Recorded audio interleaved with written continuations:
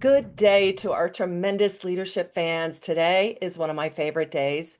Pretty much every day is, but especially today because it is new release day at Tremendous Leadership. And I'm very excited to share with you a book today. It is called Who Let the Dogs Lead? Leadership Lessons from the Pack. And you all know how I feel about dog-centered wisdom. I call it hound wisdom, and I always say it's twice as good as humans because it has double the legs to stand on. So you probably recognize our author, Dr. Jim Petersen. Jim, welcome. Thank you, Tracy. It's a pleasure to be here.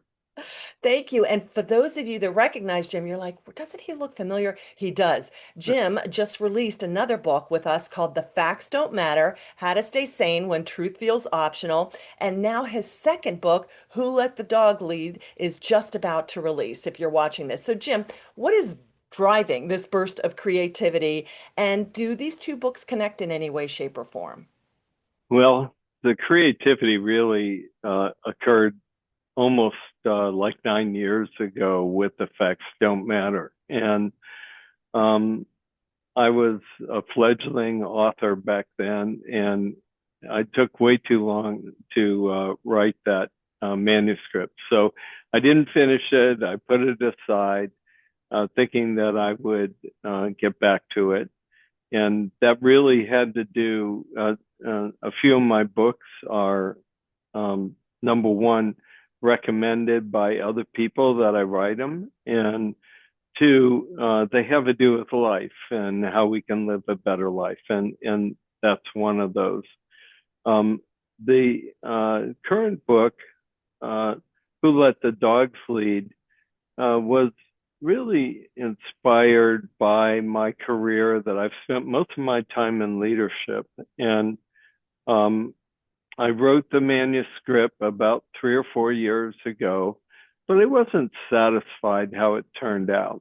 And as you know, um, I got very close with my um, high-end chatbot and Perfecto, and Perfecto and I collaborated together to finish both the books. They actually covered different areas, but all designed to cause um, people to live a better life in some way, shape, or form. Yeah. And Jim, the name of the book again is Who Let the Dogs Lead? And of course, for those of you that love the personal development genre, you're thinking, did he say dogs? Yes, we're going to talk about what the book is about. Yeah. Written by and for and approved by dogs for human consumption. And the one of the things you talk about is what inspired the book. So can you tell us about where your inspiration came from it? Yeah. Uh, People may not recognize this author, Spencer Johnson. He's since deceased, but they may recognize this book because he sold 25 million copies of it, Mhm. and it's called "Who Moved My Cheese?" And that's everybody has their top reading list. I don't know if mine's the top 10, but it's in my top books. It really had an impact on me, and so I started thinking about, I wonder if I could, because there are so many books on leadership, as you know, and you've published some, could I write a book that's somewhat unique? And Spencer Johnson showed us the way through Who Moved My Cheese, with mice scurrying around trying to find cheese that kept getting moved on them. I thought that's sort of a unique approach. So maybe I could write a book similar to that, that has to do with uh, leadership, which is what I wanted to communicate. And that's really the inspiration for the book. I love it. And tell me about the context, the setting, what motivated, because this takes place in a dog pound. Yeah, it does. Well, there's a bit of a longer story to it, but basically, my parents are from Cleveland, Ohio. They met, married, had me and some of my older siblings. So I was born in Cleveland. My father was promoted, and we moved to a small town in north central Ohio. Um, but we remained fans of the local NFL team. the Cleveland Browns. In recent years, they have a famous cheering section called the DAWG Pound, DAWG. In honor of my parents and my upbringing in Cleveland, I thought, well, maybe the setting could be a dog pound southeast of Cleveland in northeastern Ohio. So that was uh, that was really the inspiration to sort of honor that big cheering section that cheers for a team that continues to lose. And but they're very loyal to them. And I think part of it might be me because, as you know, we moved to Texas and I changed my allegiance There you to go. the Dallas Cowboys, and they continue to lose. So maybe it's my association with these football teams. Oh my gosh. I love it. Well, the book opens up and again with the pound, and I'm not giving the story away, but like you Yeah, said, with Who Moved My Cheese, the cheese is getting moved, and Sniff and Scurry and Him and Haw got to figure it out. And some do and some right. don't. Here, there is a setting of dogs, and the pound is in financial crisis. And there is a dog named Mr. Big, and he is seen in the opening chapter as stepping aside.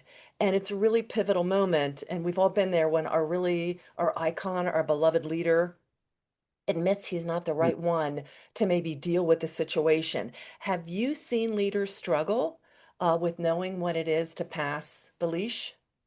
Absolutely. The thing about leadership is, and it's any time that someone moves and is in charge of a large organization, um, there's a bit of ego tied to it, and there's also, what am I going to do next? So, um, just like retirement, a leader typically does not want to leave the job, even though maybe it's not right for them. So, Mr. Big made the right decision to step aside and let others sort of take the reins, so to speak.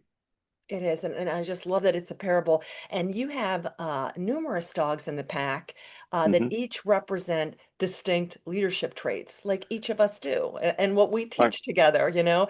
Yeah. So which of the characters did you most identify with, and which one challenged you the most to write because you know it's the least like you?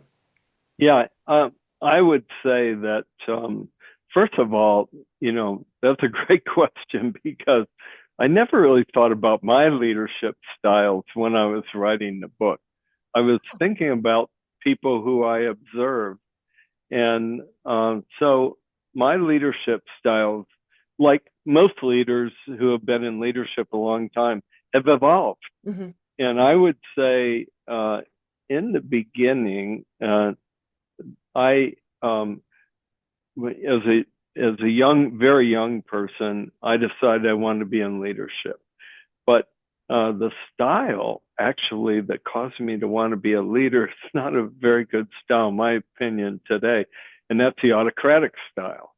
But I really like the idea of the leader is in charge. You rely on the leader. You don't question the leader. The leader's going to take you to the promised land. I said, well, that's me. That's what I want to do. Of course, as you know, and we teach leadership, that that has evolved over time. So I would say the ones that are closest to me would be Spike, because that courage part of it and willing to take the reins, and then Anderson, the sort of thoughtful individual, but can be disruptive. I read a book, you probably have too, over time, First Break All the Rules. And I tend to disrupt organizations with the intention that things will work out. And so, probably the one I'm not is likely to be like, and you're going to find this interesting because I started out my military career as a nuclear engineer, would be Spot, because a very detail oriented individual and that kind of thing. And I tend to be able to understand details, but it's draining for me. So I hire people around me who do the details and let me deal with people. So that's what I would say. the different dogs. Yeah, I love They're it. like me, And you there's illustrations of each of them, and you pick a right? lot of different breeds in there, which are kind of funny that it's indicative of the breed as well. So the main theme throughout this book is they're trying to solve the problem, and anybody can see this in an organization, is the tension of one strong leader, as you said, taking you to the promised land and you just tuck under their wing, versus leveraging everyone's Hmm. strength. And this is kind of the thread that keeps going through, and I'm not going to tell the end Right, because right. readers, it's very exciting to see Yeah, who's gonna take the leash, and run with emergent, it. right? So what do you want leaders wrestling with as they approach the final town hall vote? Because the dogs do get together after everyone lays Sure. out what they bring to the table, and then there's a vote. What do you want the reader to experience? Well, I think that maybe the same evolution that I went through as the single leader to understanding that business and life is a lot more complex today when I started thinking about being a leader than that period of time, that um, it's very difficult for a leader to be all knowledgeable in all areas. So I think they will see that in the thread throughout the book. And like you said, we don't want to talk about how it ends up. We'll let people read that. I love it. And again, they are there. This is what I studied too, because there's a crisis. The pound Yeah. is losing funding and the humans don't know what to do. Hence, the dogs have to step up. So you write that crisis doesn't create leaders, it reveals them. I would Mm-hmm. say a hearty amen to that. What have you seen revealed in leaders during your naval career and coaching work that confirms this?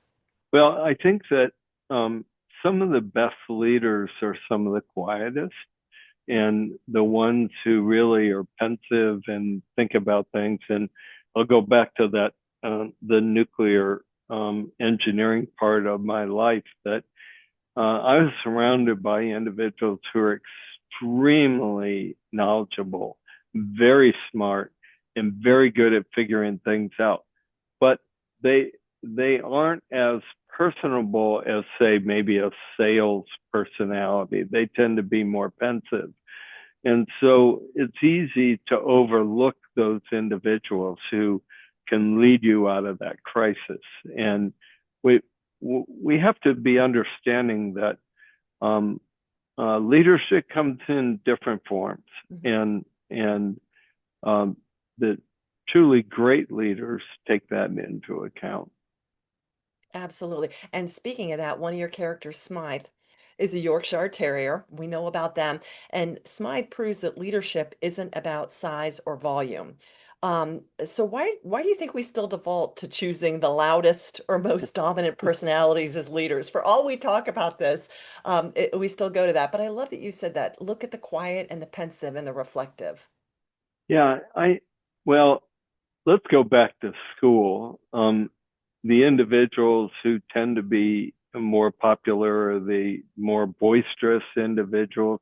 Sometimes it's the bully. It's that individual who takes charge, may not be the most qualified person for it, but other people step aside either because of the personality or because of traits that the individual has. And we miss the opportunity to pull in some great leaders who are a little shy about stepping forward, and they carry that into adulthood. Yes. Um, they tend to defer to others, even though they know that maybe, to use a naval phrase, that the ship's going aground. Yeah. Yeah. Absolutely.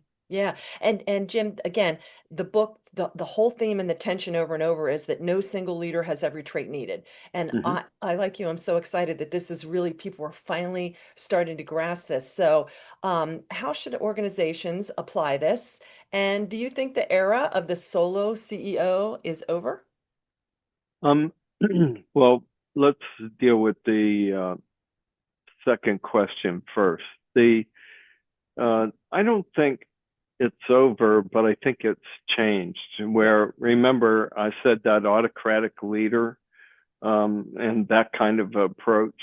that may have worked during the industrial age. It may have worked in World War II and those kinds of things. But the complexity because of technology and because of all the different things that I think the great leaders understand that going back to Jim Collins, Good to Great, we got to get the right people on the bus and get them in the right seats. And to think that one leader can do all that, they're kidding themselves Right. because it's too difficult. So how I would apply it as a leader would be first to understand where my strengths are. And as I said, like for me, I on the HR side of things, the human relations side, not that I not good at it, but people are better at it than me. And the detail side of the business, I got to surround myself with those people who will let me know when I'm need assistance in these areas because I'll overlook them. And you can't do that as a leader in today's environment. Right. And, for our listeners out there, Jim and I teach a CPPL, Certified Professional Business Leader, and autocratic is not bad. There are times No, and spaces right. and places, and there are a lot of followers that love just Tracy, don't ask me, just tell me. Yeah. So it Mm-hmm. it's different strokes for different folks, different pups, different breeds reflect differently. Mm-hmm. Anybody that's rescued dogs know that if you rescue, a bulldog versus an Aussie, it's going to be wildly different. But what I love, and this is the first book we've done this, Yeah. we have an assessment at the end, Right. a leadership assessment to help people see where their strengths are. And of course, we're all mutts. We're all blends of a tremendous blend of breeds. And I love we had Dr. Jolly say, "Well, I'm a this, that, and a this," and I love it. We'll get T-shirts made with the dog pictures on it. But the leadership assessment helps the reader discover which dog they are. So how do you see teams? It's like a doggy disc kind of thing. How do you see Yeah. teams using this? Well, you just said it like DISC or like Myers-Briggs or Strength Myers-Briggs Finders? Yeah, and standout. Enneagrams, you bring the team together, and even though um, in every individual may not be in the title of leader, they're leading small teams or they're leading their section of the business. So just like that, to find out, okay, what kind of leader am I, or where do I tend Yes. to provide the most benefit, and that to the person who is in charge overall. And I'll give you an analogy. Um, uh, they can then utilize those talents instead of trying to rely on one person. A leader today is like an orchestra conductor.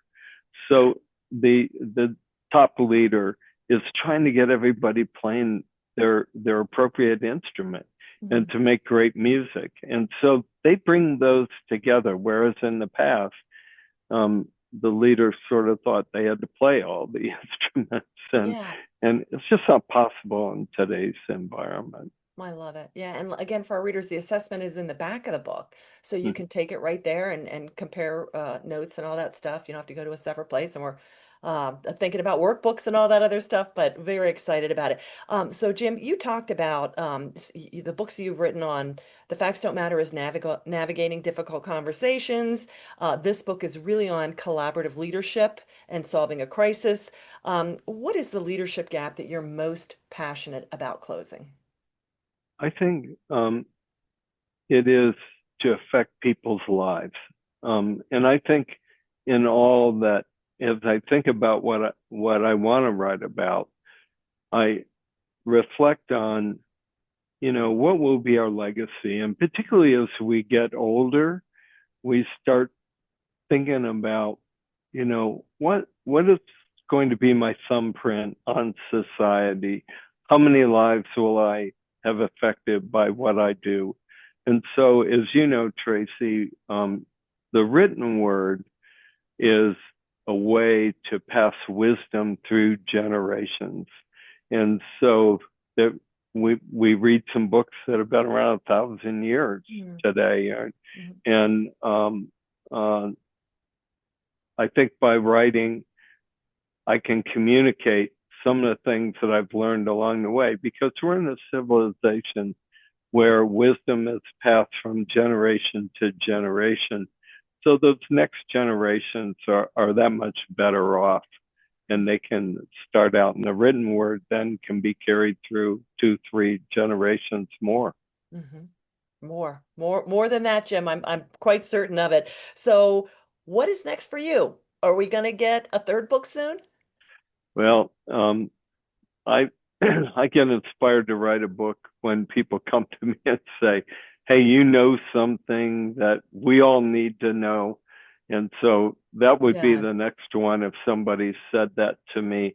But but I don't have any plan immediately. But I have thought about the facts don't matter because there are a lot of illustrations in there, as you know. And I'm thinking that if it takes off and people get passionate about it, of writing a sequel to that book using their examples rather than the ones I came up with, and then honoring the individuals who provide me those. So that would be the next one. Um, I've got so much on the plate right now, and I also want to mention the Spirit to Soar, which we're not talking about. I wrote that a few years ago. That's been written into a movie script called POW. And I hope that someday that'll make it on some screen. But once you figure out how Hollywood selects their movies, please let me know because it's a total mystery to me. So I've got all that going on with the books that I've written already. Awesome, Jim. Well, thank you. And we'll put all that in there. The Facts Don't Matter in your other books and your website out for our readers. So, Jim, again, thank you. It's always a joy to work with you. Honored, especially for repeat authors. That's a tremendous blessing to me and a confirmation to me. And I'm so excited. You know how I love dog books. You know, we publish Yeah. many dog-centric leadership books, and I Mm-hmm. know our readers out there are going to love this. You guys get this for your teams. And Jim's talking about taking this to kids in elementary school for future leaders. The book is such that really anybody in a middle or a high Mm-hmm. school, because it's all about your personality traits and how you approach collaboration, conflict, and crisis. Which, boy, the younger you are and learn to do that, the more tremendous your life is going to be, because that's sorely missing, not just for young people, but for a lot of adults today. So it's a wonderful parable. And again, remember, you're going to be the same person 5 years from now that you are today, except for two things: the people you meet and the books you read. So please make sure and get a copy of Who Let the Dogs Lead from Jim's site, our site, or Amazon's site. If you're watching this video, it is officially released. Jim, thank you again for everything. And thank you, Tracy. It's been a pleasure working with you, and hopefully we'll continue to work for many, many years together. You know it. You know it. So thank you, Jim. And our leaders out there, thank you for being a tremendous part of our tribe and our pack, and have a wonderful rest of your day. Bye-bye. Bye.